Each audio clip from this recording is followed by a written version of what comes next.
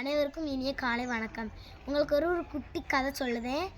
நீங்கள் நல்லா அதை கேட்டு நல்லா புரிஞ்சுக்கோங்க. லாஸ்ட் வரை பாருங்கள். ஒரு ஊரில் ஒரு ராஜா இருந்தாராம். அவர் நல்லா கடவுளை தேடுவாராம்.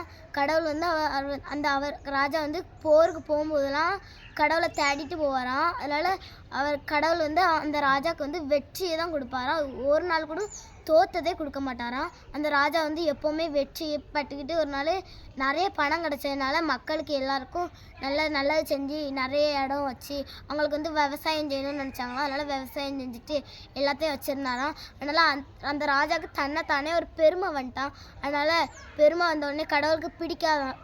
பெருமை கடவுளுக்கு பிடிக்காதான். அதனால் கடவுள் நம்ம இவன் நம்மளை தேட மாட்டிக்கான், நம்ம இவனுக்கு குஷ்டரோகம் கொடுப்போம் அப்படின்னு சொல்லிட்டு அந்த ராஜாவுக்கு குஷ்டரோகம் கொடுத்துட்டாங்களாம். அதனால் மக்கள் அந்த ராஜாவுக்கு தனி ஒரு வீடு கட்டி வச்சிருந்தாங்களாம். அதனால் அந்த ராஜா அங்கேயே கடந்து தனியாக இருந்து இறந்துட்டாங்களாம். அதனால் நம்ம எப்போவுமே கடவுளை தேடணும். தன்னைத்தானே பெருமையாக பேசக்கூடாது.